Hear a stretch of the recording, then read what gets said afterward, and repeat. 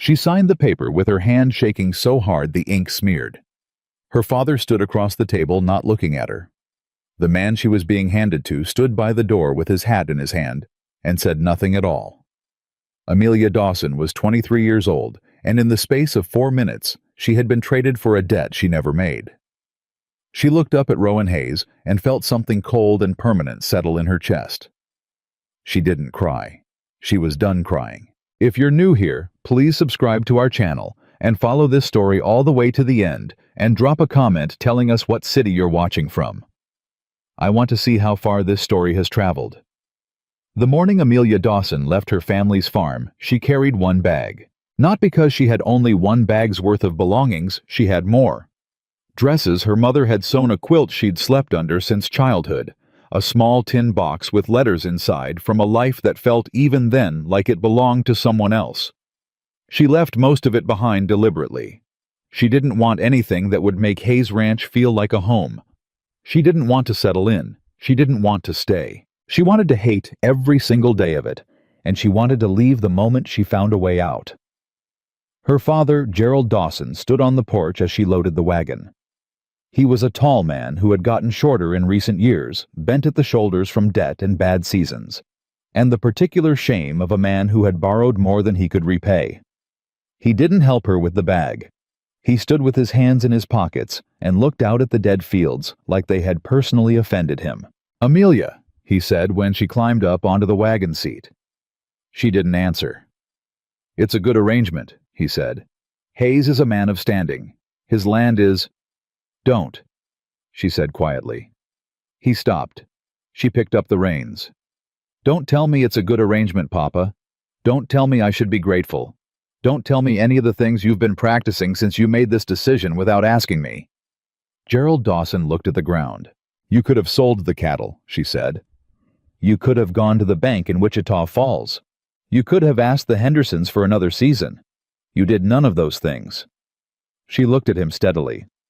"You sold me instead, and I think somewhere in you, you know exactly what you did." He didn't argue.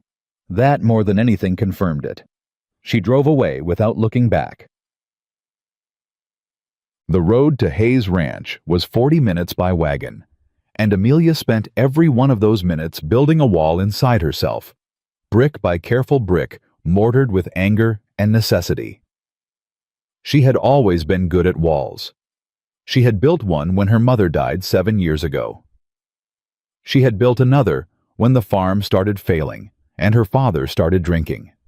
She had built a third when the suitors came and went, and none of them ever saw her as anything more than the struggling farmer's daughter with good posture and a sharp tongue. This wall would be her best one yet. She told herself, "You will not weep. You will not beg. You will learn everything about this ranch and this man and this arrangement, and then you will find the seam in it, the place where it comes apart, and you will pull until you are free." She told herself that. She believed it mostly. Now, Hayes Ranch announced itself before she saw it. First, the fence line long straight, recently mended, the kind of fence that meant someone actually cared. Then the cattle, dozens of them, black and brown against the pale Texas grass, moving slowly in the morning heat. Then the outbuildings, the bunkhouse and the barn, and the smokehouse, each of them solid and well kept. And then the main house, and she had expected something harsh, something that looked like the man's reputation, cold, spare, unwelcoming. The house was none of those things. It was a wide 2-story, with a covered porch running its full length. Window boxes held something green, though she couldn't tell what. The door was painted dark red. Someone at some point had planted roses along the south side of the house, and they were blooming now, despite everything white and undeterred in the summer heat. Amelia stared at the roses and felt a strange, unwelcome flicker of something she refused to name. She killed it immediately. A man came out of the barn. He was taller than she remembered from the brief, terrible meeting at her father's table, broad across the shoulders, moving with a deliberateness that wasn't quite slow, just considered. He wore a dark hat, work clothes, boots that had seen serious use. He stopped at the edge of the yard when he saw her, and for a moment neither of them moved. Then Rowan Hayes walked toward her and Amelia Dawson gripped the reins until her knuckles went white. He stopped beside this wagon and looked up at her. He had a face that was hard to read, not mean exactly, but sealed. Like a book that had been closed for so long, the cover had warped shut. Dark eyes, a jaw that hadn't seen a razor in 3 days, a scar along his left temple she hadn't noticed before. He said, "You made it." She said, "Did you think I wouldn't?" A pause. "No," he said. "I just didn't know if you'd come. I didn't have a choice," she said, and let the words sit between them like stones. He didn't flinch. He didn't look away. He said, "I know," and then he stepped back and offered her a hand down from the wagon. She climbed down without taking it. He showed her the house himself. No housekeeper, she noticed. She would learn later that the woman who'd cooked and cleaned had left 6 months ago, relocated to Amarillo to be near her daughter. No wife, no family in the house at all. Just Rowan Hayes and the sound of boots on plank floors, and the particular quiet of a place where only one person had been living for a long time. He showed her the kitchen, the front room, the study, which she noted had more books than she'd expected, 2 full shelves, well read, the spines creased and familiar. He showed her the upstairs hallway. He stopped in front of a door at the far end. "This is your room," he said. She looked at the door. "And yours." Across the hall. She absorbed that. "Separate rooms." "Yes." She looked at him directly. "Why?" He seemed faintly surprised by the directness. He said simply, "Because you don't know me." She didn't know what to do with that answer, so she put it in a box and locked the box and said, "Where's the key to this door?" He reached into his pocket and held it out to her. A single iron key, small and old. She took it. "The one rule in this house," he said, "is that I'll knock before I come in anywhere you are. If you don't answer, I'll assume you don't want company and I'll leave. That works for me if it works for you." Amelia studied him. She was looking for the angle, for the thing underneath, the reasonableness that would reveal what he actually wanted, what he actually expected, what this arrangement actually meant in his mind. She had met men who were polite until they weren't, men who offered freedom with one hand and took it back with the other. "And what do you want from this?" she asked. "From me? From this arrangement?" He looked at her for a long moment. Then he said, "Someone to run the house, help manage things. Company, maybe eventually." He paused. "That's all." "That's all," she repeated. "Yes." "You couldn't hire a housekeeper." Something moved behind his eyes there and gone. "I could," he said. "But a housekeeper isn't a partner, and I needed something this ranch could grow with, not just maintain." He stopped. "I know that's not what you wanted to hear. I'm not going to pretend this was your choice. But I'll tell you this, it won't be a cage. Not if I can help it." Amelia stood in the hallway of Hayes Ranch, with her one bag at her feet and the iron key in her hand, and she looked at this man she had been handed to like a business transaction, and she did not believe him. But she filed the words away, just in case. The first week was a study in mutual avoidance. Amelia learned the house by moving through it carefully, the way you'd explore an unfamiliar landscape, taking inventory, noting exits, understanding the terrain. The kitchen was large and well-stocked, and she was a capable cook, had been since she was 12, since there was no one else to do it. She started cooking simply, deliberately, without announcement. She made enough for 2 and left Rowan's portion on the stove. He ate it. He never commented on it. He never thanked her, which she found strangely less offensive than if he had. She didn't want his gratitude. She wanted his distance. He gave her that too. He left before dawn every morning. She could hear him boots on the stairs, the front door, the sound of his horse moving out of the yard. He came back at dusk, sometimes later. He washed up at the pump outside, came in, ate, sat in the study for a while, and went to bed. She could see the light under his door from the hallway. She told herself she didn't notice it. On the 4th night, she was sitting at the kitchen table with a cup of coffee. She'd let go cold, reading. She'd borrowed one of his books, a history of the frontier territories she'd found on the lower shelf, not asking permission because she hadn't wanted to acknowledge that she needed any when she heard him stop in the hallway outside the kitchen door. A pause, then his knock. 2 quiet raps on the doorframe and then his voice. "I'm going to get some water. Don't mind me." She looked up. He was already moving past the doorway toward the pump, not even looking at her, giving her the exact warning he'd promised, and nothing more. She looked back at her book, but the words had stopped making sense.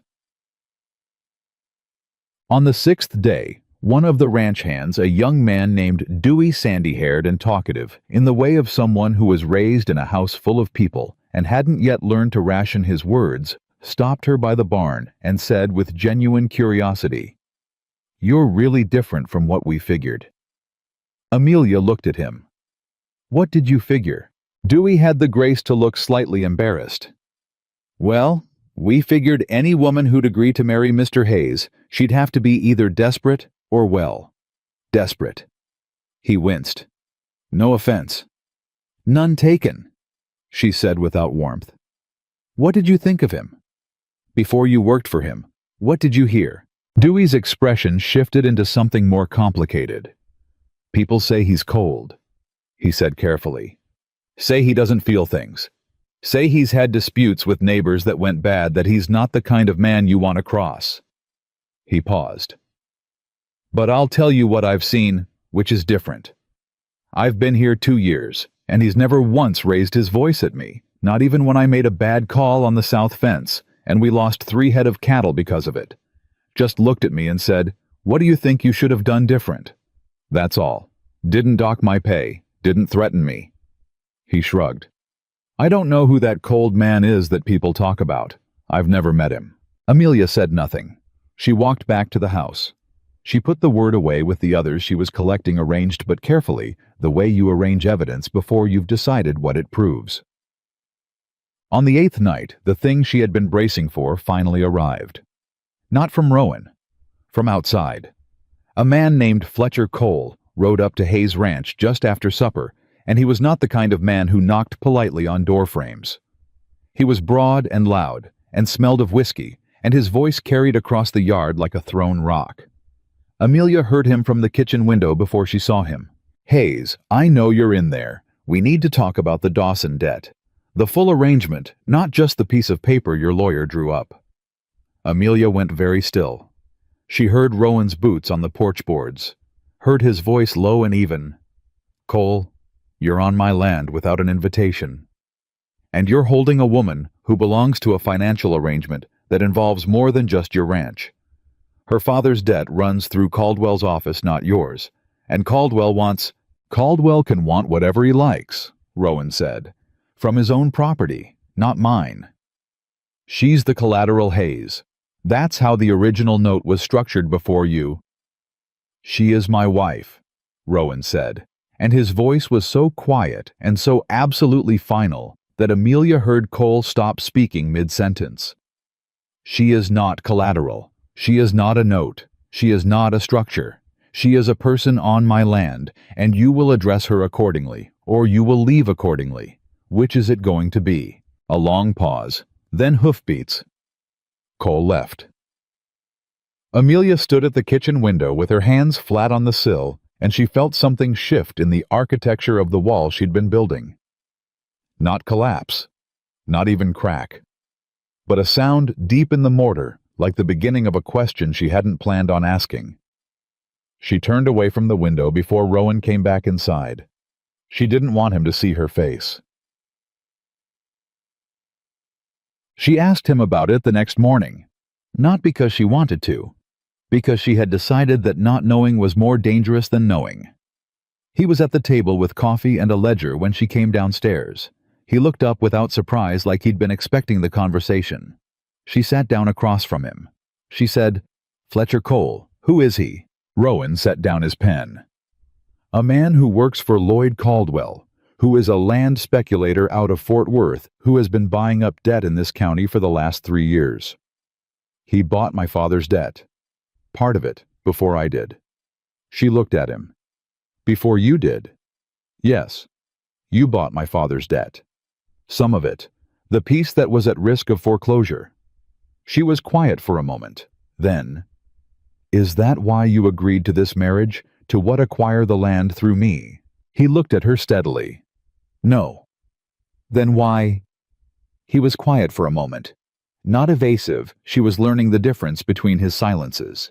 This one was the kind where he was deciding how much truth to give, not whether to give it. "Your father came to me," he said. "I didn't go to him. He came to my office in town, and he told me his situation, and he told me he had a daughter, and he asked me if I would consider a partnership arrangement." He paused. "I said no, twice. She hadn't known that." What changed? Caldwell made a move on 2 other families in the county. I watched what happened to them. The debt didn't just foreclose, it stripped everything. The land, the equipment, the house, left them with nothing. He picked up his coffee cup. "Your father came back a 3rd time. And I thought about Caldwell, and I thought about what he'd do with your family's land if he got it, and I said yes." Amelia sat with that for a long moment.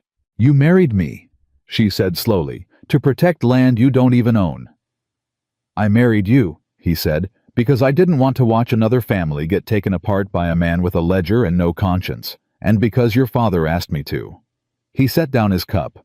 "I know that doesn't make it right. I know you didn't choose this.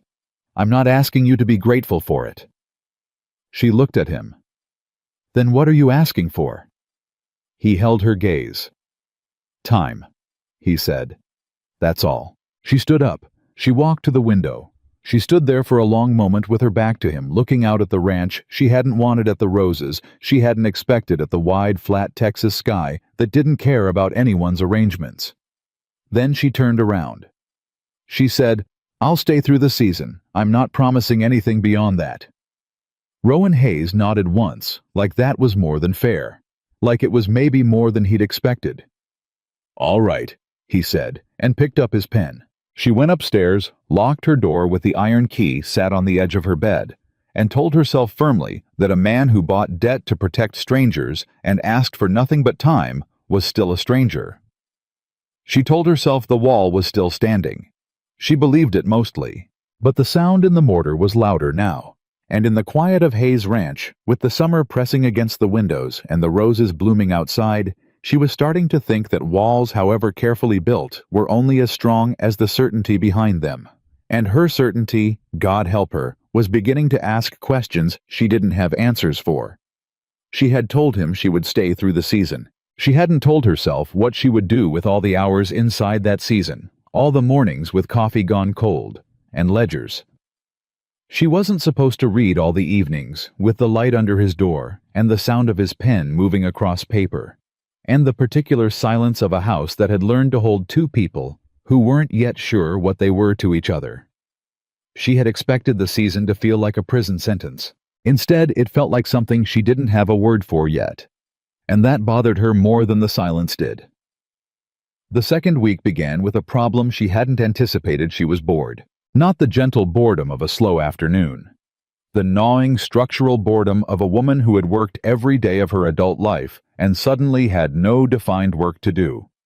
She had taken over the cooking without discussion.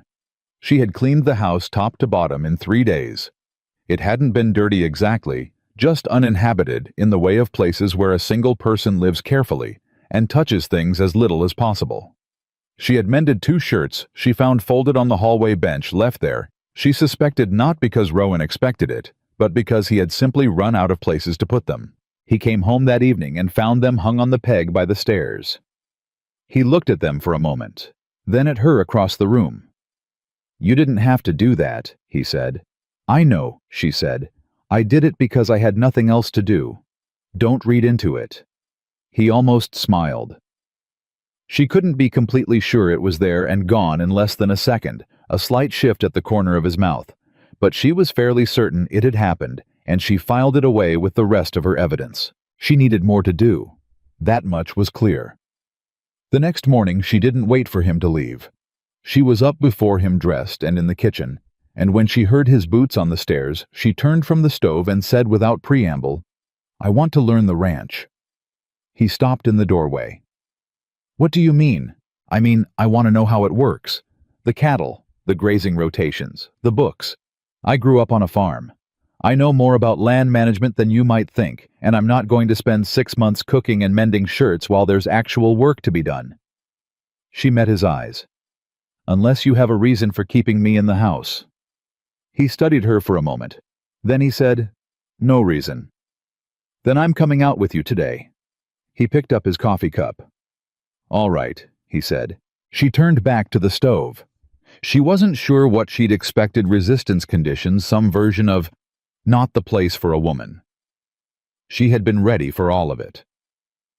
The simple agreement landed differently than she'd prepared for, and she spent the next 10 minutes very focused on the eggs to cover the fact that she didn't know what to do with a man who just said yes. She learned fast. She had always learned fast. It was the thing her father had valued in her before he'd started valuing the debts she could settle, and it was the thing she valued in herself when she had nothing else to hold on to. Dewey showed her the grazing records with visible enthusiasm, clearly delighted to have someone interested. The other hand's older men, quieter, more weathered, watched her with cautious neutrality that softened by the third day into something closer to acceptance, when they saw she wasn't fragile, wasn't decorative, and wasn't going to pretend the work was beneath her. Rowan watched her learn without comment, which was she was beginning to understand how he expressed approval. He moved her toward the harder things gradually. Not because he thought she couldn't handle them, she sensed, but because he was the kind of man who believed in building foundations before raising walls. That metaphor struck her at an inconvenient moment, and she shoved it aside. On the fourth day out, she was looking over the south fence line with him, the section Dewey had mentioned, the one that had cost 3 head of cattle 2 years back, and she said without thinking, "You should double the post depth here. The soil's too loose for standard setting, especially when the ground freezes and shifts in January. My father had this same problem on the east side of our farm, and we lost fence every winter until he went deeper." Rowan crouched down and pressed his hand to the ground. He was quiet for a moment. Then he said, "He went deeper across the whole line, or just the problem sections?" "Just where the water table sat highest. Maybe 30 feet of fence total." He nodded slowly. "That's what I'd have said." He stood up and looked at her. "You know land." "I told you I did." "People tell me things often," he said. "Doesn't mean they're true." She felt something flare in her chest, not quite anger, not quite gratification, something in between that had no clean name. She said, "What do they tell you about yourself that isn't true?" He looked at her. The question had come out sharper than she'd intended, more personal, and for a second she thought he was going to retreat into one of his long silences. But he said simply, "That I'm cold." "And you're not." "I don't know what I am," he said, and started walking. She stood there for a moment, then followed. The words stayed with her long after he'd moved on to the next problem on the fence line, sinking in slowly, the way water sinks into dry ground, not dramatic, just steady and persistent, and impossible to stop once it had started. Fletcher Cole came back. Not to the ranch this time, to town. Amelia was at the general store in Red Ridge picking up flour and lamp oil, and a jar of the pepper preserves that Dewey had mentioned offhandedly were the only thing that made biscuits worth eating. She had taken the wagon alone, which Rowan had not questioned, only said, "The gray tends to drift left at the Carlson crossroads, keep the rain tight," and gone back to what he was doing. She was paying at the counter when she heard Cole's voice behind her. "Mrs. Hayes?" She turned. He was standing just inside the door, big man, small eyes, the specific confidence of someone who had always been able to buy his way past the places where confidence ran out. He had a friend with him, younger, standing slightly behind and to the left in the way of someone who was there to watch a performance. "Mr. Cole," she said. "I hope you're settling in well," he said with a smile that had no warmth in it whatsoever. "It's quite a situation you found yourself in." "I find it comfortable, thank you." He took a step closer. Not threatening exactly, too public for that, too calculated, but closer than courtesy required. "I wonder if you understand," he said, keeping his voice low and almost pleasant. "The full picture of what your husband has gotten himself into. and by extension, you. I understand my husband's business fairly well, she said, which was only half true, but sounded completely true, and she'd learned early that delivery mattered as much as content. He's made an enemy of Lloyd Caldwell, Cole said, which is not a thing a wise man does. Caldwell doesn't leave loose ends, Mrs. Hayes. He has the county clerk, he has 2 of the circuit judges, and he has the patience of a man who's never once had to rush because he's never once lost. He paused. Your father's debt is complicated. There are documents, the original note, a secondary instrument that predates Hayes's involvement, that could complicate your husband's claim considerably. Amelia held his gaze. Her heart was going faster than she wanted it to, but her face was her mother's face, still and readable as stone. She said, Is there something you want from this conversation, Mr. Cole? Or did you stop me in the general store just to share your opinions about my husband? His smile didn't change. Just a friendly word, he said, from someone who wants to see this resolved without additional difficulty. He glanced toward the door. You could make that easier if you chose to. A woman in your position has options that her husband might not appreciate or even be aware of. She looked at him for one long moment. Then she said, I'm going to need you to step back. He blinked, slightly surprised by the quiet certainty in it. She picked up her purchases. She looked at the man behind the counter who had gone very still and very focused on a point 6 inches above her head. She said, Add a pound of the coffee to this, please, and counted out the correct coins and walked out of the store without looking at Cole again. Her hands were shaking slightly by the time she reached the wagon. She let them shake for exactly 10 seconds, then gripped the reins and drove. She told Rowan that evening. All of it the words Cole had used, the implied offer, the mention of secondary documents. She laid it out clean and factual, and without editorial comment, because she had decided on the drive home that he needed the information, and that withholding it because she didn't want to appear shaken was a form of pride she couldn't afford. Rowan listened without interrupting. When she finished, he was quiet for a moment. Then, secondary instrument. That's the phrase he used. He's talking about a lien, Rowan said. There was a note your father signed in 1877 before the main debt. Caldwell's people found it, and they've been sitting on it trying to determine whether it supersedes my purchase. He looked at her. It doesn't. My lawyer has already addressed it, but Caldwell is hoping you don't know that. He was hoping I could be frightened or flattered into something useful for him. Yes. She looked at him steadily. He underestimated me. Most people do, Rowan said. There was no flattery in it, just observation, clean and direct, and she felt it land in an entirely different place than flattery would have. She said, What does Caldwell actually want? Not with the debt, not with the documents. What does he want? Rowan was quiet for a moment. The ranch, he said. Mine, not your father's. Hayes Ranch sits on the last substantial water access in this part of the county. Whoever controls this water controls the grazing for 30 square miles. Caldwell wants to buy it. I've said no 3 times. The debt strategy using your father, the marriage angle, that was his way of trying to destabilize me. Put a stranger in my house, create friction, give him leverage. Amelia absorbed this in layers, each one settling over the last like pages in a book she was reading backward. Finally reaching the beginning and understanding what had seemed inexplicable at the start. He used my father, she said. He saw an opportunity in your father's desperation. That's what he does. And you still married me knowing all of this. Rowan met her eyes. I thought it was better for you to be here under my roof with some legal protection and some fighting ground than to leave you out there with Caldwell holding your family's future in his pocket. He paused. I know that's not a satisfying explanation. No, she said. But it might be an honest one. She stood up. She was at the doorway when she stopped without turning around. Rowan? Yes.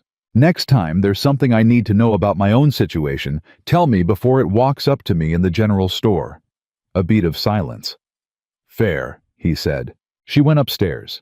She sat on the edge of her bed and stared at the wall for a long time. and she thought about Caldwell and her father, and the debt and the water and the long chain of decisions that had deposited her here in a house she hadn't wanted, beside a man she hadn't chosen.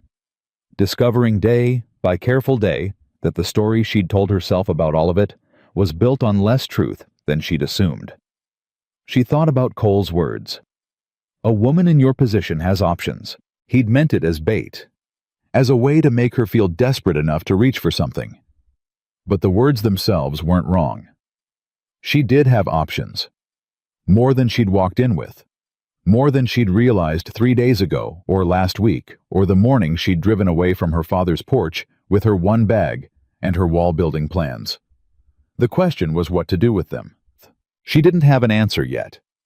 But she realized no longer certain she wanted the answer she'd packed in that one bag. 3 weeks in, something happened that Amelia could not explain away or file carefully in a drawer. It was a Tuesday. She was in the barn checking on a horse that had been favoring its left front leg. She'd noticed it that morning and hadn't wanted to wait for Rowan to get to it because the animal was uncomfortable, and discomfort she could fix was not something she was willing to leave sitting. She was crouched down with the hoof in her lap when she heard him come in. He stopped when he saw her. You found it. Stone bruise, I think. Maybe early abscess. She didn't look up. Do you have a poultice, or do I need to make one? Tack room second shelf clay jar. She went and got it. She came back and started working, and he crouched on the other side of the horse steadying it, not speaking, not getting in her way. They worked together for 15 minutes in silence, and it was not the loaded strategic silence of the first week. It was the silence of two people doing a thing that needed doing, comfortable enough in each other's presence that words would have felt like interruption. When they were done and the horse was settled, Amelia stood and stretched her back and looked at Rowan across the animal's neck and found him already looking at her. Not calculating, not assessing, just looking the way a person looks when they are not thinking about being seen looking. He glanced away first. He said, "You're good with horses." "I'm good with most things that are hurt and trying not to show it," she said, and then was immediately annoyed at herself for how true that sounded. Rowan Hayes looked back at her. He said nothing. But something shifted in his face, not the almost smile from before, something quieter and more significant than that. Something that looked to her unwilling diagnostic eye like recognition. She picked up the empty poultice jar and walked back to the tack room. She stood in there for a full minute, doing nothing. The jar in her hands, telling herself the warmth in her chest was from the physical work and the close air in the barn, and had absolutely nothing to do with the way he had looked at her. She was mostly convinced. That night, she couldn't sleep. She lay in her room with the window open and the Texas dark pressing in big and star-heavy and indifferent, and she thought about the wall. She took it out and examined it the way you'd examine a fence line for weaknesses. She walked the perimeter of it in her mind, checking the posts pressing on the boards. It was still standing. She was sure of it. But there were places, the south fence line conversation, the barn, the general store, the evening with Caldwell's name between them, like a shared problem where the boards had shifted. Not broken, just moved slightly toward something. She didn't know what to call what Rowan Hayes was to her at 3 weeks. Not a husband, not really. Not in any way that word had ever meant in her understanding of the world. Not an enemy. Not safe exactly, because nothing about her life right now was safe. But not what she'd expected either. And in the wilderness of what she'd expected, that fact was starting to feel like its own kind of solid ground. She fell asleep with the window open and dreamed of horses and fence lines, and a man who looked at her like she was something he hadn't planned on either. She did not the next morning tell herself the dream meant nothing. She had run out of energy for that particular lie. She had stopped counting the days. That was the first sign, though she didn't recognize it as one. She had been counting carefully at the start, 7 days, 10 days, 17. Measuring the season, the way you'd measure a sentence, marking time toward its end. Then one morning, she woke up and realized she had lost count somewhere around the 3rd week and had not noticed the loss, and that realization sat in her chest with a weight she didn't immediately know how to categorize. She was not happy. She was clear on that. She was not content, not settled, not at peace with what her life had become. But she was occupied. Genuinely, substantively occupied in a way she hadn't been since before her mother died. Since before the farm started failing. Since before the world had narrowed down to the dimensions of her father's debt and the question of how to survive it. Hayes Ranch was not a cage. That was the thing she kept running up against. She had built all her resistance on the assumption that it would be. The trouble started on a Wednesday with a calf that shouldn't have been in trouble. It was a late-season birth, which was already a problem. The mother had been missed in the earlier count, and by the time Dewey found her, the calf was already on the ground and struggling.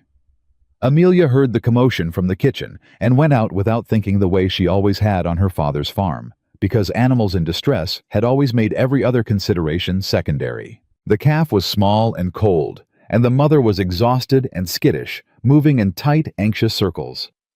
Dewey was trying to calm the mother, while simultaneously watching the calf, which was too much for one person to manage well. Amelia went straight to the calf.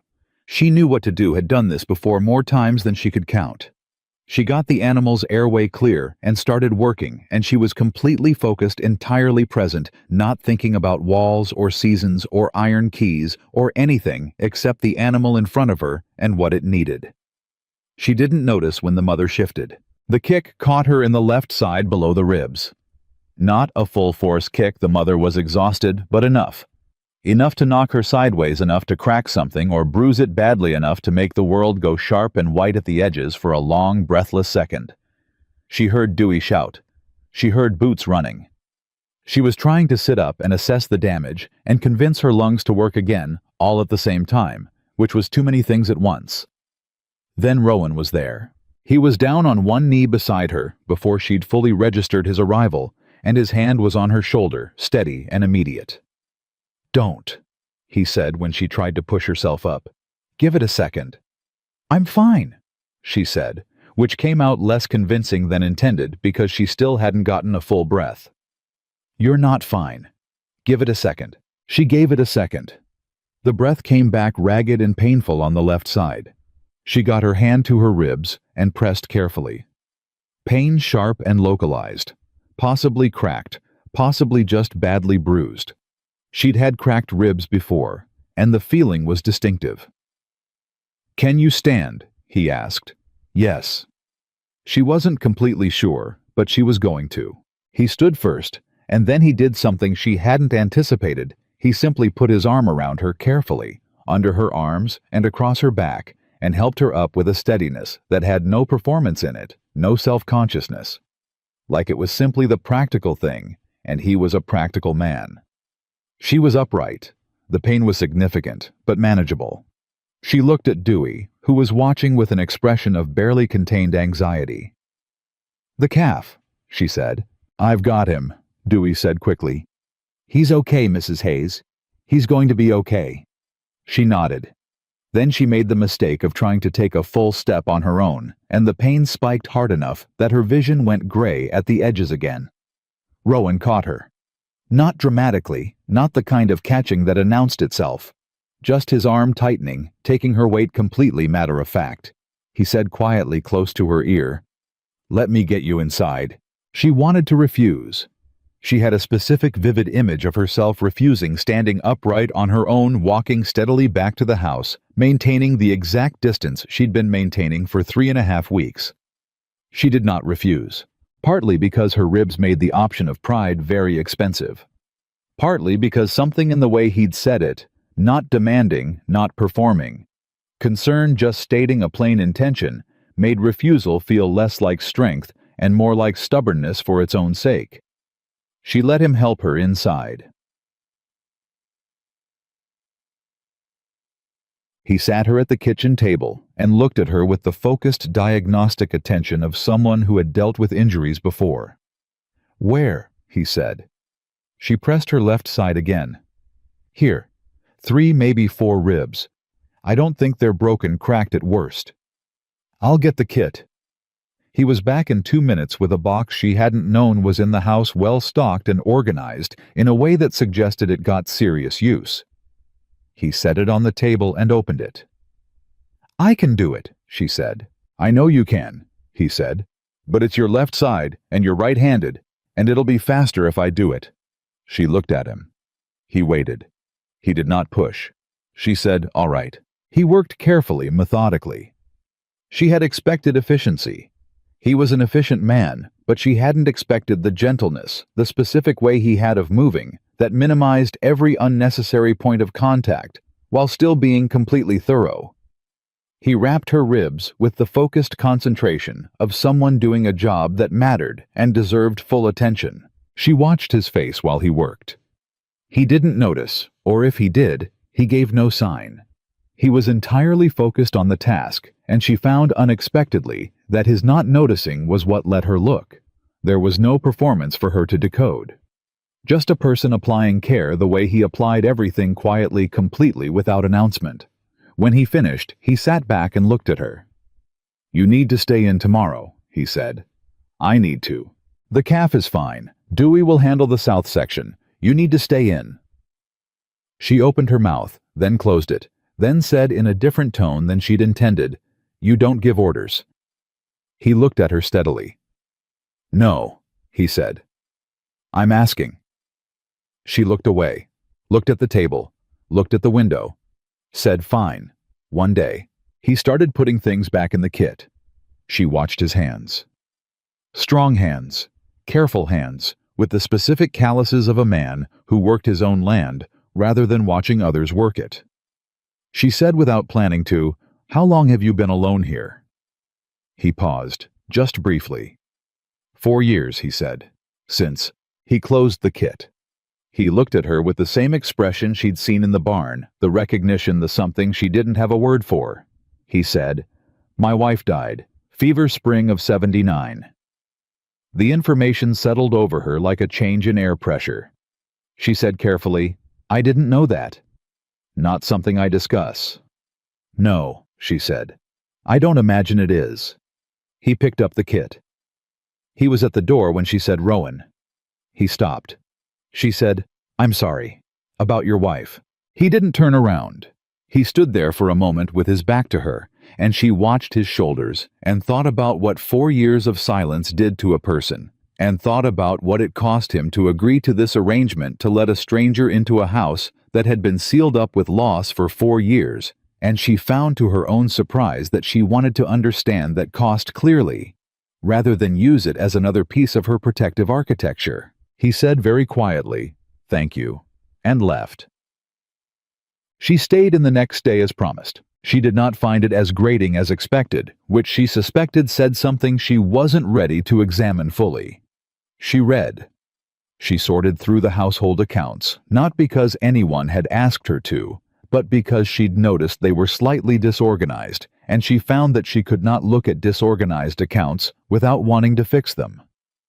She had them straightened within 2 hours and felt the quiet satisfaction of a thing done that needed doing. She also found in the back of the account ledger a folded piece of paper that wasn't an account. It was a letter. She almost closed it without reading. Personal correspondence was not hers to look at, but the name at the top stopped her. It was addressed to Rowan, from a lawyer in Fort Worth, dated 4 months ago. She read it. Then she read it again. Then she sat very still at the kitchen table for a long time, the letter in her hands, while the full picture of what Rowan Hayes had done assembled itself in her mind with the precision and finality of a key turning in a lock. He had not just bought part of her father's debt. He had bought all of it. Every note, every outstanding claim, every instrument Caldwell's people had assembled, and every older debt that predated Caldwell's involvement. He had bought the whole complicated, layered, ugly thing, and then had his lawyer structure it in such a way that the ranch, her father's farm, the house she'd grown up in the land, was protected from any further claim regardless of what happened to the marriage. Regardless of what happened to the marriage, he had protected her family's land even in the event that she left. She had told him she might leave at the end of the season. He had known that. He had protected her family's property anyway. Fully, permanently, without telling her, without asking for a single thing in return. She put the letter back exactly where she'd found it. She closed the ledger. She sat at the table for another long time, and she felt something inside her that was not a crack in the wall, not a loosening of the mortar, but something more fundamental than that, a question about whether she'd been building the right wall, or building it against the right thing, or whether the thing she'd been defending herself against had ever been what she thought it was. She did not say anything about the letter that evening. She needed to sit with it longer. She needed to decide what it meant before she named it.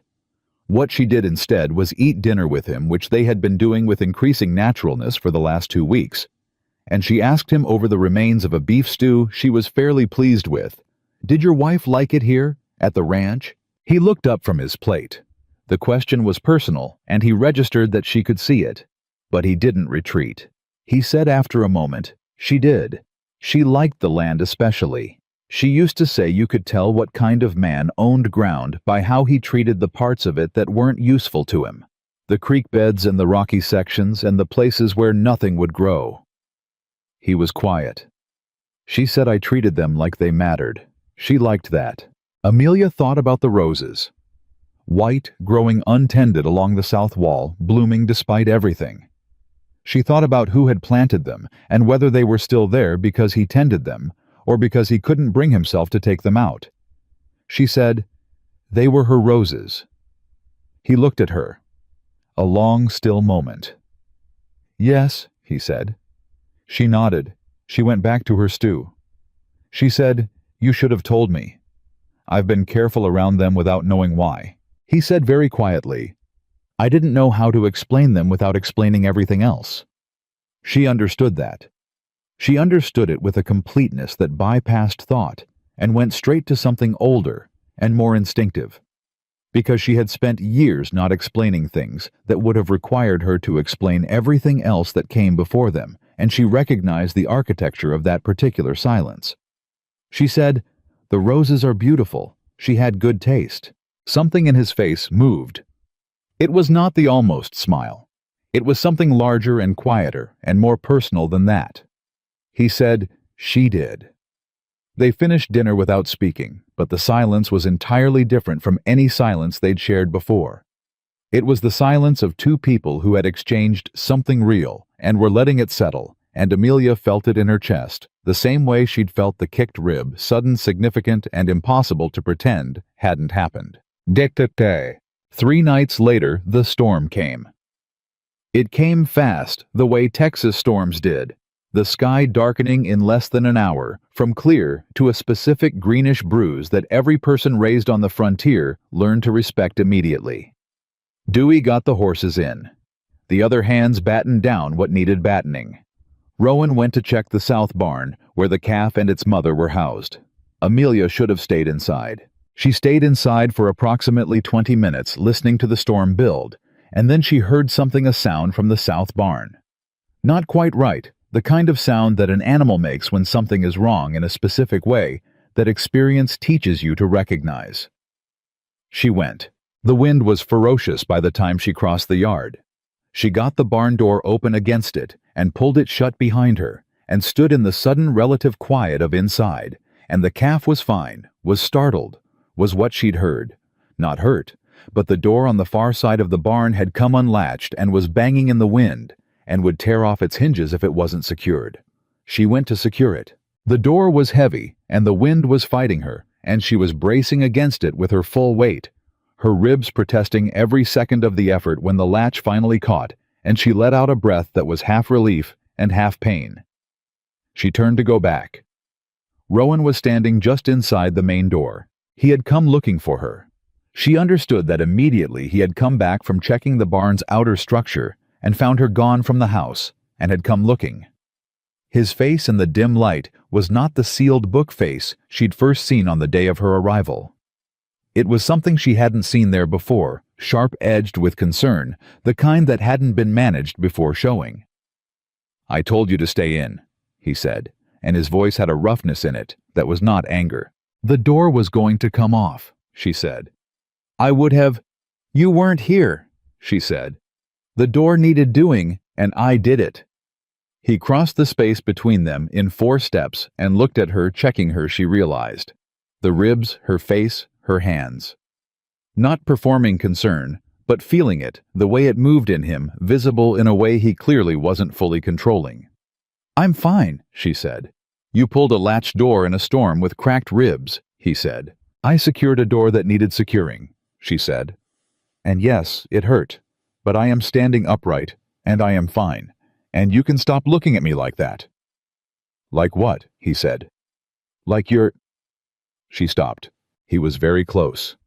The storm was loud against the barn walls, and they were close together in the animal-warm dark, and she could see his face completely, the concern still visible, the walls that were usually so intact entirely down in the specific way that genuine fear drops them, and she thought with sudden, irrevocable clarity that this man had been afraid for her. Not afraid of her inconvenience to him. Not afraid of losing his arrangement or his household help or his strategic protection against Caldwell. Afraid for her. She said more quietly, "You were worried." He said yes. One word. Entirely undefended. She felt the wall, the real one, the deepest one. Not the anger or the resentment, but the one underneath all of it, the one she'd built against the possibility of needing someone and being wrong about them. She felt it move. Not fall. Not shatter. But move significantly in the direction of something she was not ready to name, but could no longer pretend she didn't feel.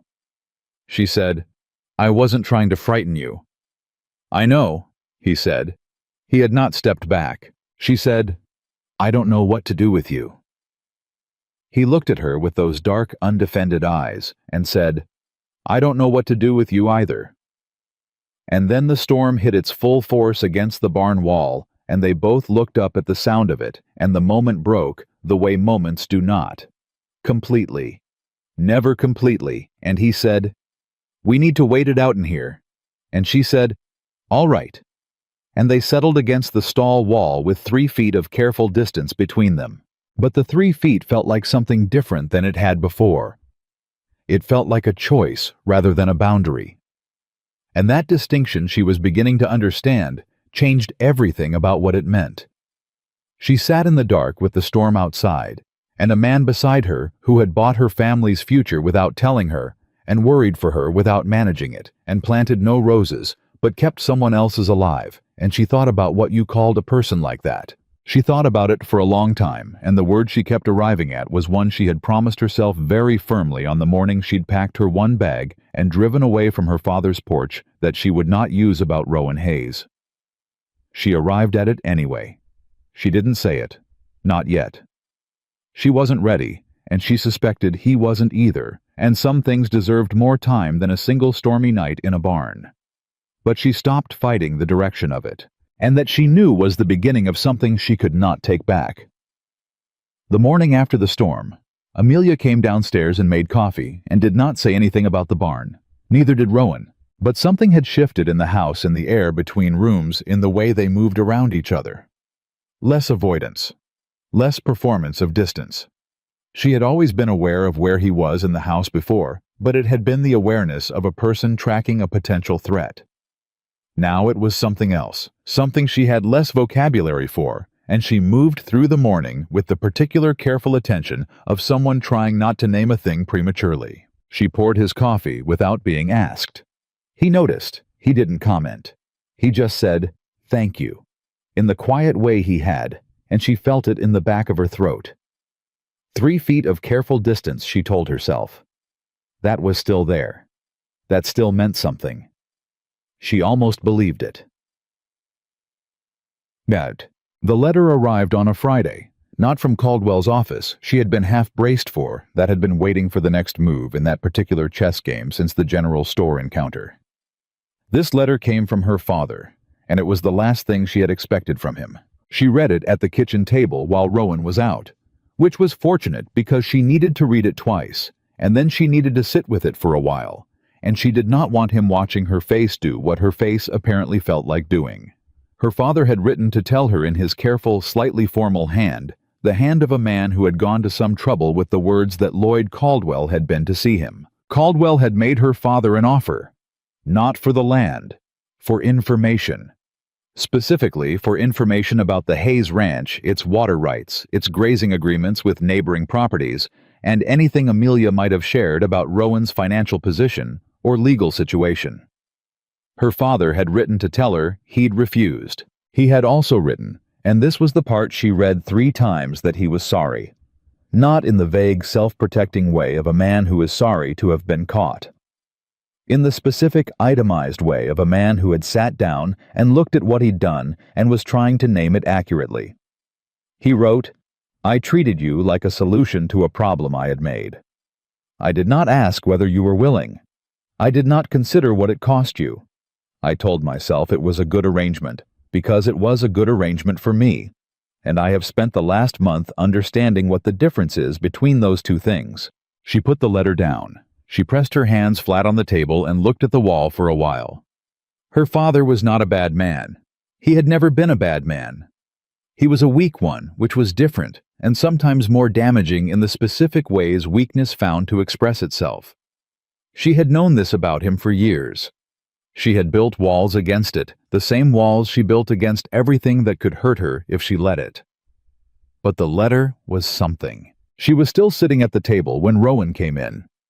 He saw her face read it in the efficient way he had developed for reading her. She had noticed this, that he paid attention in a particular focused way that was not intrusive, but was very thorough, and he stopped.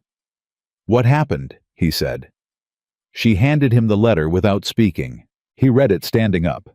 She watched him read it, watched his expression move through several things she didn't fully catch and then settle into something careful and considered.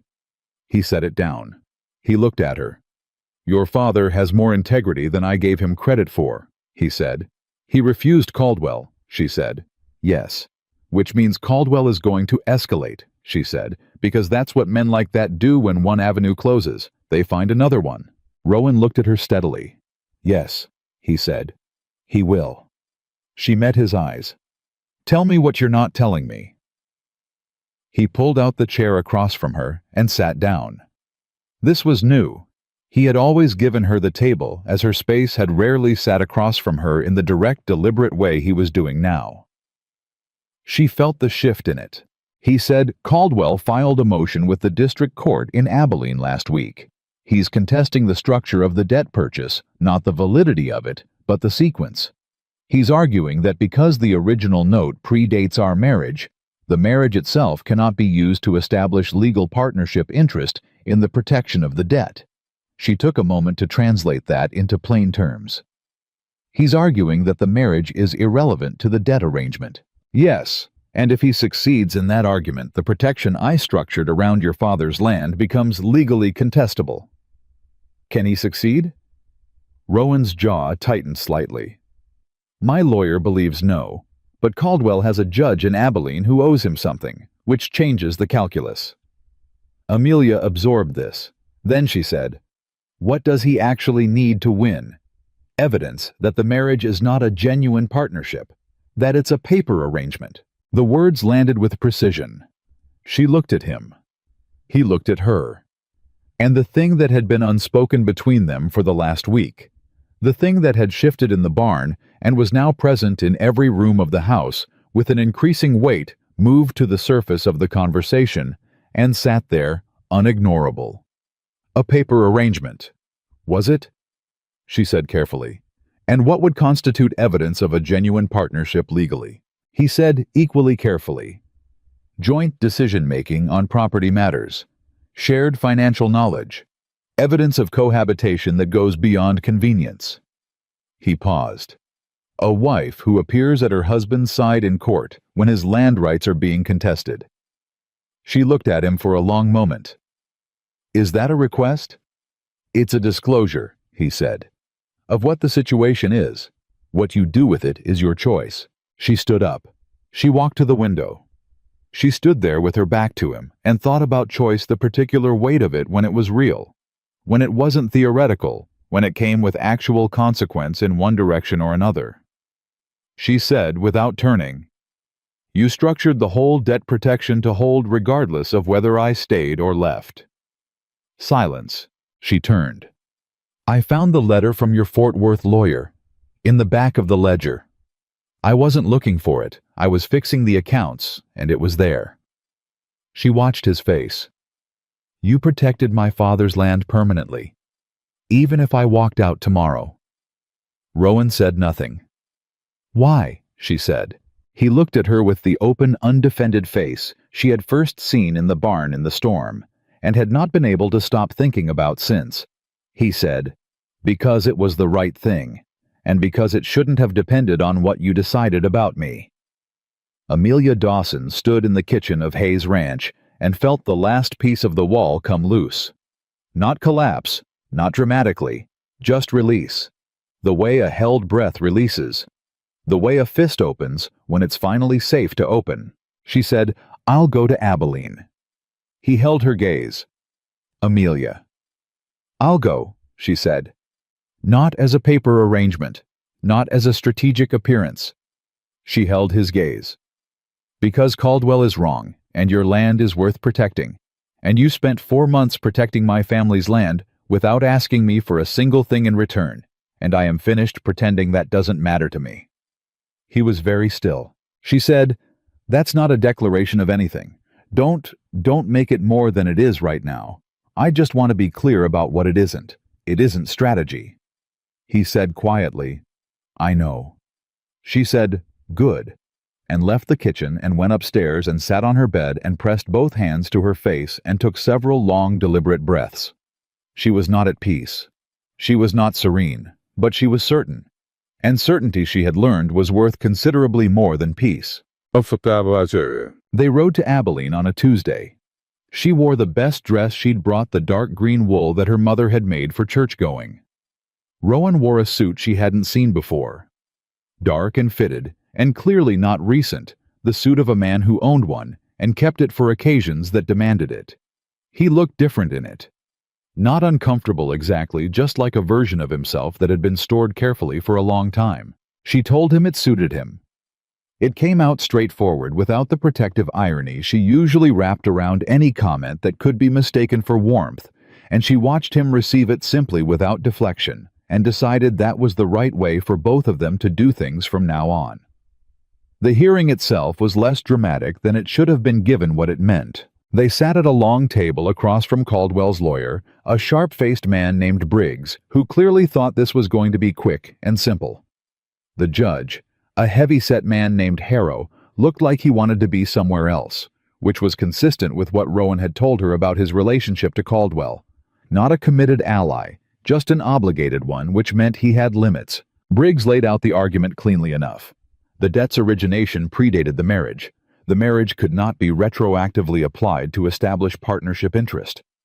Therefore, Hayes's debt purchase, structured under the partnership framework, was contestable. Then Rowan's lawyer, a careful, methodical man named Garrett, who had clearly prepared exhaustively, presented the counter. The partnership interest was established not by the marriage date, but by the documented record of joint decision-making, joint financial management, and joint labor that had begun immediately upon Mrs. Hayes's arrival at the ranch and had been consistent and documented since. Briggs looked at Amelia across the table with the same small-eyed assessment Cole had used in the general store. He said to the judge, "I'd like to question Mrs. Hayes directly on the nature and extent of her participation in ranch operations." Harrow nodded. Briggs asked her 4 questions. The first was about the grazing rotation on the south section. She answered it with the specific precision of someone who had been doing the work herself for 8 weeks. The second was about the account ledgers. She answered it, and then, without being asked, noted 2 structural improvements she had made to the recording system, and why. The third was about the water rights dispute with the neighboring Callaway property, which she had not known was a dispute until Rowan mentioned it on the ride down, and about which she had asked him 15 minutes of questions and could now discuss with reasonable accuracy. Briggs asked the 4th question. He said, "Mrs. Hayes, this marriage was arranged under significant financial pressure. Is it your testimony that you are a willing and genuine participant in this partnership, or that you are here today because your husband's legal interests require your presence?" The room was very quiet. Amelia looked at Briggs. She looked at him with the face her mother had given her, still readable as stone, and she said, I'm here because Caldwell has spent the last 2 months trying to take land that doesn't belong to him and threatening people who don't deserve to be threatened, and I find I have a strong personal objection to that." She paused. "And because my husband has never once required my presence for anything. Everything I've done at Hayes Ranch I've done because I chose to. If you'd like me to document that, I can do it in considerable detail. I've been keeping my own records." Briggs blinked. Harrow made a sound that might have been the beginning of a cleared throat, or the very beginning of amusement, impossible to say. Garrett said quietly, "The documentation Mrs. Hayes references has already been submitted, Your Honor. Exhibit C." Harrow looked at Exhibit C. He looked at Briggs. He said, "I'm not finding sufficient grounds to contest the structure, Counselor. The partnership record is documented and consistent." He closed the folder. Motion denied. Caldwell himself was waiting on the steps outside. She had not expected that. Rowan. Had she could tell his posture had changed slightly when they came through the door, a particular readiness she had learned to read. Caldwell was a thin man, older than she'd imagined from his reputation, with the precise expensive clothing of someone who had spent decades communicating net worth through appearance. He looked at Rowan with the cold neutrality of a man recalculating. Then he looked at Amelia. He said, "Mrs. Hayes, you're more formidable than I anticipated." She said, "Most people find that." He said to Rowan, "This isn't finished." Rowan said, "It is for today, and I'd suggest that's enough to consider for now." He looked at Caldwell with a directness that had no heat in it, which made it somehow more final than anger would have. "You're a man who calculates returns, Caldwell. Calculate this one. Every move you've made in this county for the last 3 years has cost you something: a neighbor's goodwill, a legal precedent, a judge who's now seen your methods from the bench. At some point, the cost exceeds the return." He paused. "I think you're close to that point." Caldwell studied him for a long moment. Then he looked at Amelia once more, and she met his gaze steadily and did not look away, and something in his expression shifted. Not retreat exactly, but the specific recalculation of a man deciding whether the investment was worth the continued expenditure. He left without another word. Garrett was saying something to Rowan about follow-up filings.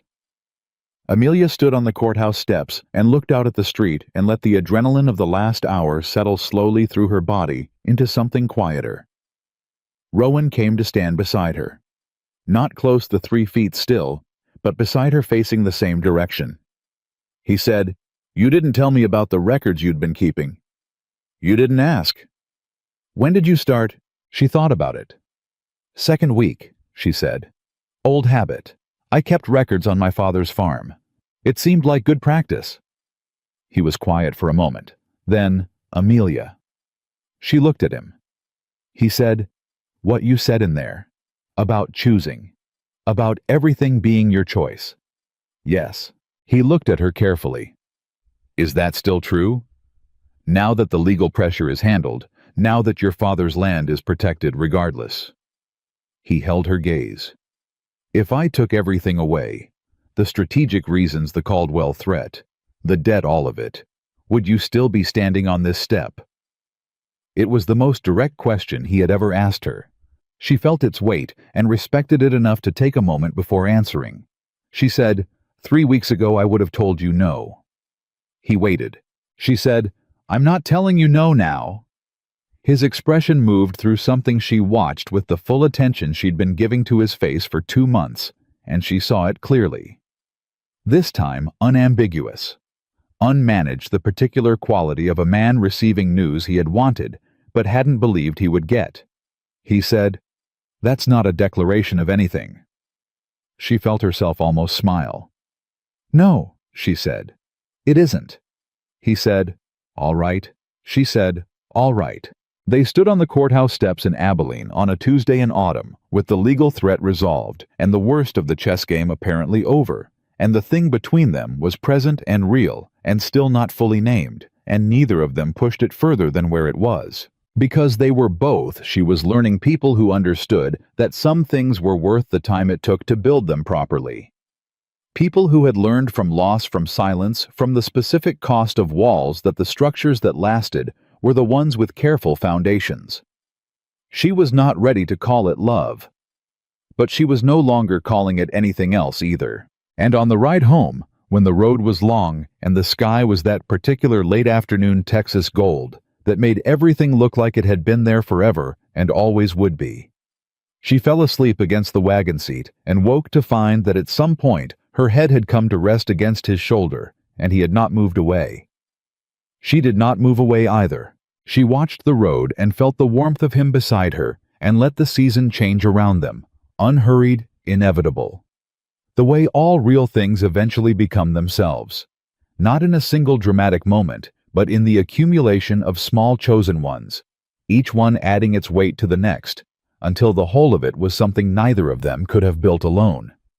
She stopped locking her door sometime in the third week of October, not as a statement, not as an invitation. She simply forgot. One night was tired from a long day working the West Section accounts and fell asleep with a book still open across her chest, and woke the next morning to find the door unlocked and nothing changed. No boundary crossed the house as quiet and respectful as it had always been. And she didn't lock it the next night, or the night after that. The iron key sat on her dresser. She looked at it sometimes. She thought about the first day, the careful way he had pressed it into her hand, the specific message it carried, that she was allowed to seal herself away from him, and he would honor that completely. She thought about what it had meant to her then, the relief of it, the suspicion of it. She thought about what it meant now that she'd chosen to set it down. It meant something. She knew that. She wasn't ready to say it out loud yet, but she knew it the way you know things that have settled too deep for argument. October moved through the ranch like a change in language. The work shifted different rhythms, different demands.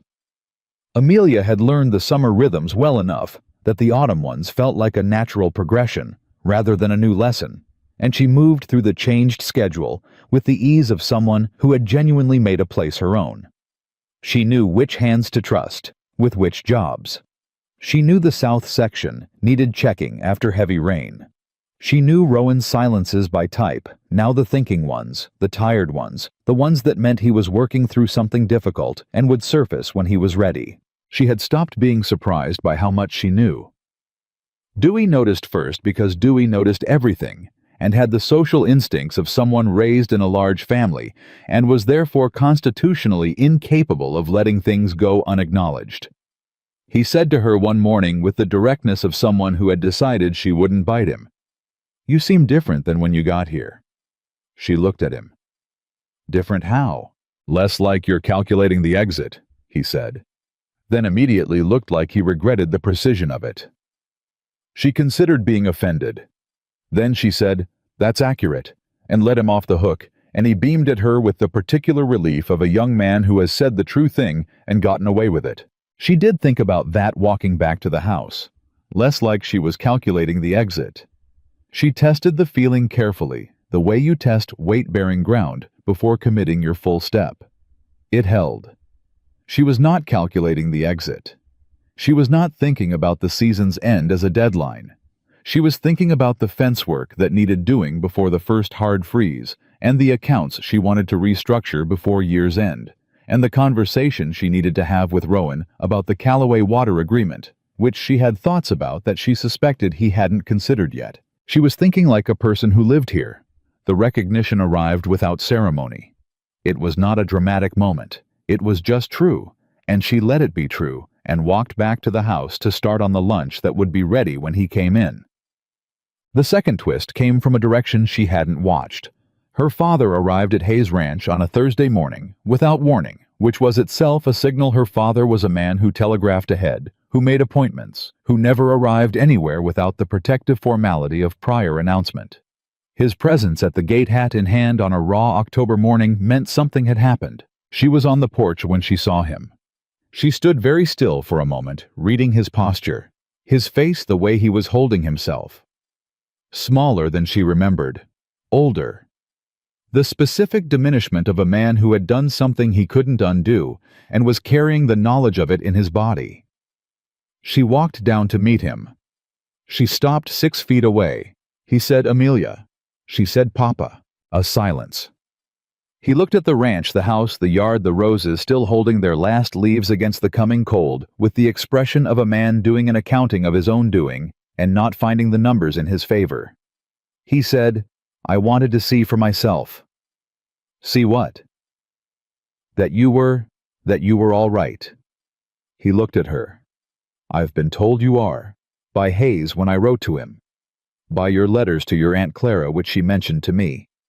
But I wanted to see." Amelia studied him. "You wrote to Rowan?" "Yes." "About what?" He was quiet for a moment. "I asked him directly. He said what your situation was. Whether you were. I asked him whether you were happy." He looked down at his hat. He wrote back 3 lines. He said that was not his information to give. He said if I wanted to know how you were, I should ask you. And he said that if I came to ask you, I should come prepared to listen rather than to explain myself. She stared at him. He said, he was right. She turned and looked at the house. Through the front window she could see the edge of Rowan's desk, the stack of ledgers she'd reorganized last week. She thought about 3 lines in a letter, measured and precise and exactly right. She turned back to her father. She said, "Come inside." She made coffee. She sat across from her father at the kitchen table, where she had sat across from Rowan so many times, and she looked at Gerald Dawson and let herself feel the full, complicated weight of what she felt, which was not simple and was not clean and was not something she could have explained quickly. She felt anger still underneath everything real and legitimate. She felt grief for the version of her life that had been redirected without her consent. She felt the tired love of a daughter for a flawed father, which does not require that the father have deserved it. And she felt for the first time something close to understanding. Not forgiveness, that was a different process longer with its own timeline, but understanding. The way you understand a thing when you have enough distance to see the shape of it. She said, "Tell me what you came to say." Properly. He said it properly. It took 15 minutes, and he did not spare himself, which she suspected cost him more than anything else he had done in recent years. He named the specific failures, the borrowed money, the 3rd visit to Rowan. The decision made without her consent, the telling himself it was a good arrangement, as a way of not examining what a good arrangement for whom actually meant. When he finished, she was quiet for a while. Then she said, "I was furious at you." "I know. I drove here planning to outlast it and leave. I had no intention of staying." "I know." She looked at her coffee cup. "He's not what people say he is." Her father said very quietly, "I know that now too." She looked up. "How?" "Because of how he answered my letter." Gerald said simply, "A man who is what people say he is does not respond to a difficult letter by telling the other person to go listen to his wife." Amelia felt something move in her face that she didn't try to control. She picked up her coffee cup and held it with both hands and said, "I'm not leaving Papa." He looked at her. "Not at the end of the season, not in the spring. I'm not calculating the exit anymore." She met his eyes. "I want you to understand that this is not because I've forgiven the arrangement or decided it was acceptable. It wasn't. It was wrong, and you know that, and I need you to keep knowing it." She paused. "But this ranch is my home now. Rowan Hayes he is someone I have chosen, on my own terms with my own eyes open, and I need you to understand the difference between those 2 things." Gerald Dawson looked at his daughter for a long moment. He had the face of a man receiving something he knew he had not earned, receiving it anyway, and understanding that the gap between those 2 facts was the most important thing in the room. He said, "I understand the difference." She nodded. "Good." He stayed for lunch. He and Rowan were careful with each other, not cold but measured 2 men who had a complicated account between them, and were deciding together silently how to begin settling it.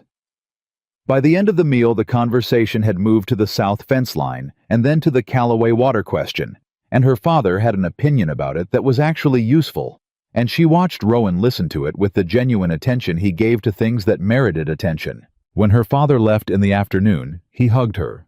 She let him. She stood on the porch and watched the wagon until it was out of sight, And then she stood there a little longer, feeling the particular relief of a thing that has been heavy being set down carefully in a place where it could be looked at instead of carried.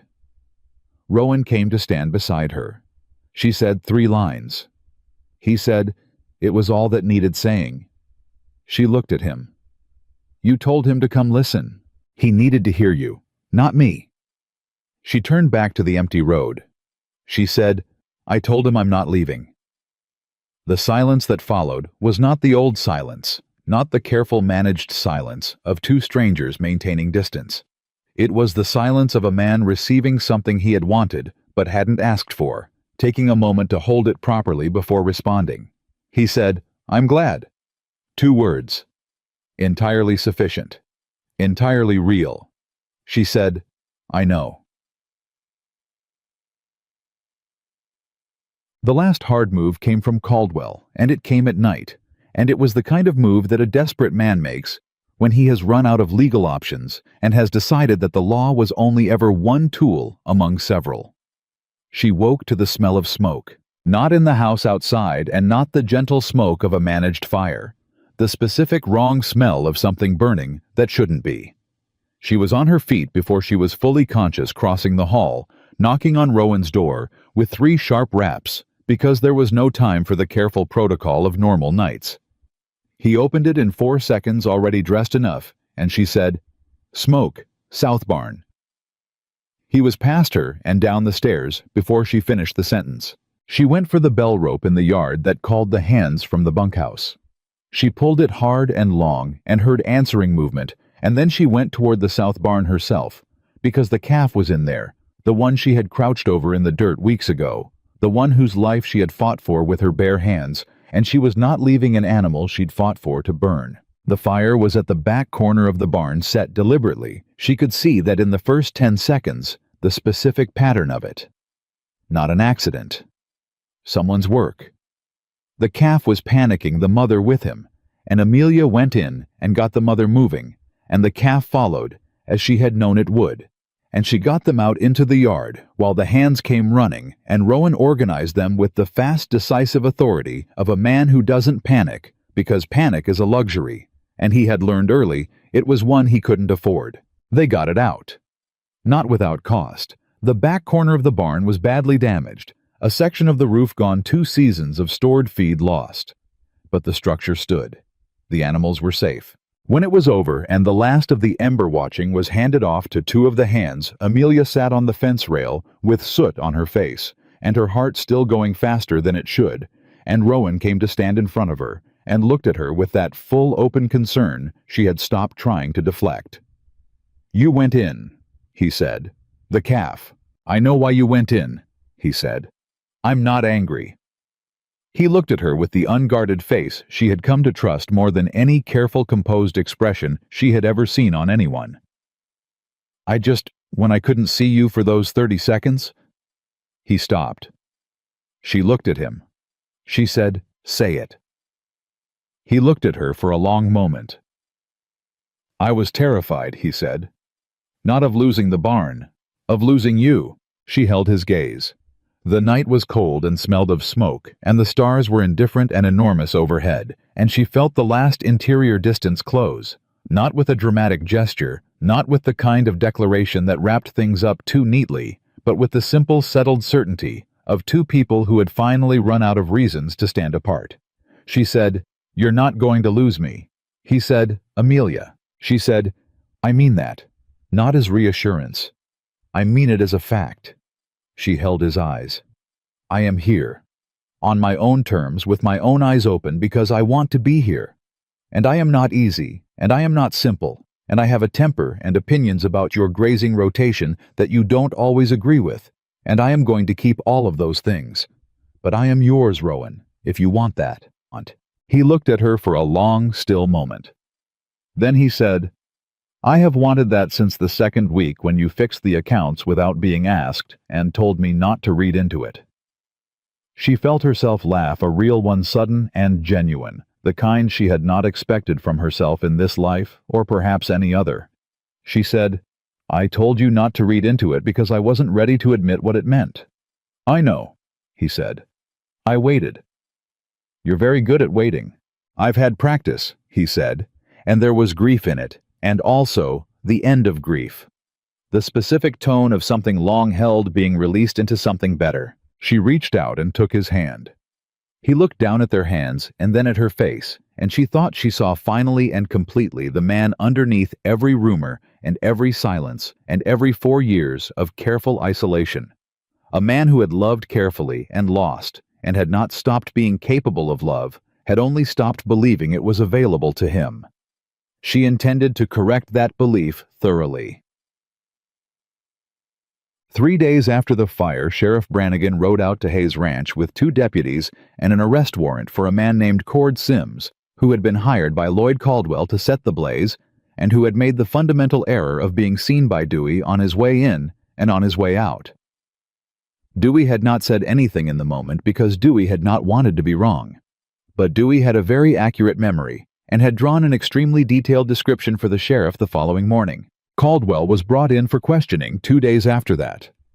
Garrett sent word by the end of the week Caldwell was cooperating with authorities in a way that suggested his legal team had assessed the situation and advised him that cooperation was the best remaining strategy. Several county officials were under review. The judge in Abilene had recused himself from any further matters touching Caldwell's interests. It was over. Not with a bang. Not with a dramatic confrontation. With paperwork and depositions, and the slow grinding mechanism of the law finally moving in the right direction.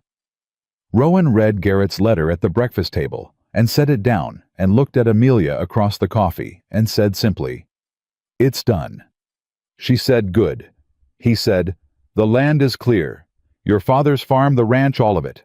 Clear and permanent." She said, "I know." She poured his coffee. She sat back down. She looked at him. "How does it feel?"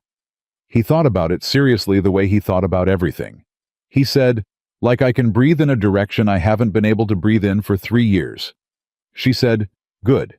Breathe in that direction as often as you like." He looked at her with the expression she had come to love, and she used that word now to herself, without qualification or protective armor, the expression that was not quite a smile, but was warmer than any smile she had ever seen on another person. Winter came to Hayes Ranch in the way of all winters, not asking, not announcing, simply arriving and making itself at home. And Amelia Dawson. Amelia Hayes, though she had arrived at that name by her own internal motion and not by legal compulsion, made herself at home alongside it. She wrote to her father regularly. The letters were honest and not simple, which was how she knew they were the right kind. She wrote to her Aunt Clara with more warmth than she had managed in years. She continued keeping her own records, which Rowan had stopped pretending to find unnecessary, and had started consulting directly occasionally with the specific expression of a man whose wife had been right about something he should have thought of first. She liked those moments particularly. Dewey had started calling her Mrs. H, which she had not authorized, but had decided to allow because the affection in it was genuine, and she had stopped requiring that the world operate within her original specifications. The calf grew. She checked on it most mornings. Rowan knew she did this, and said nothing, which was how he expressed the things that moved him by not reducing them with words. One evening in December, with the cold settled hard outside, and the fire going in the front room, and the house full of the particular warmth of 2 people who have learned each other thoroughly and chosen each other deliberately, she looked up from her reading and said, "I hated you when I arrived here." He looked up from his ledger. "I know," he said. She held his eyes. "You were so quiet. I thought quiet meant cruel because the cruel men I'd known were quiet in that way. I was certain you were just a different shape of every difficult thing I'd already survived." He listened. She said, "But you saved me without ever trying to own me. Do you understand how rare that is? Do you understand that most people who say they're saving you are saving you into something, into an obligation, into a debt, into a shape they've already decided you should take?" She shook her head slowly. "You saved me into freedom. That's what I didn't expect. That's what I couldn't build a wall against forever." Rowan Hayes set his ledger down. He looked at her across the firelit room. This woman who had arrived at his house with one bag and a wall built so high and so carefully that it had taken a storm and a barn fire and a courthouse and 4 months of daily ordinary life to find the door in it. This woman who fixed accounts that weren't hers, and tended animals that were hurt, and argued about grazing rotations, and fell asleep on his shoulder on a long road home, and made the whole of Hayes Ranch feel for the first time in 4 years like something other than a place where he was waiting for his life to begin again. He said, "I didn't know how to make a home for someone else. After Ellen died, I thought I'd forgotten how. I thought maybe I'd never really known." He paused. "Then you came and started making it yourself, and I just tried not to get in the way of it." She felt her eyes warm. She did not look away. She said, "You did more than that." He said, "Some days." She said, "Most days." He said, "I love you, Amelia." She had known it was coming, had felt it in the room for weeks, had felt it in herself, the same way, like weather building in a direction you can read if you know how. She had been ready for it. She had thought she knew what she would feel when it arrived. She had not anticipated the complete enormous relief of it. The specific feeling of a thing that has been true for a long time, finally being said out loud, finally allowed to exist in the air between two people instead of only in the careful interior of one. She said, "I love you too." And then, because she was herself, and would always be herself, she added, "I fought it for a long time." He said, "I know. You weren't worried." He almost smiled. "I was patient." She laughed. She stood up and crossed the room and sat beside him, and he put his arm around her, and she leaned into that arm the way she had leaned against his shoulder on the road from Abilene. Not because she had to, not because there was nowhere else to be, but because she wanted to, because this was where she chose to be, because after everything, the forced contract, and the iron key, and the wall, and the storm, and the fire, and the courthouse, and the letter in the ledger, and 4 months of ordinary, extraordinary days, this was what freedom had led her to. Not captivity, not concession, not survival. Home. She had arrived at Hayes Ranch with one bag and the intention of leaving, and she had stayed because she had found something she hadn't packed and hadn't planned for, and couldn't have built alone something that asked nothing of her except that she be exactly who she was and choose every day with her own eyes open. Under the wide Texas sky, in the warmth of a house that had learned to hold two people and had become better for it. Amelia Hayes understood at last that love the real kind does not arrive as a transaction or a rescue or a contract signed with a shaking hand. It arrives as a choice, made freely, every single day. And that was the only kind worth keeping.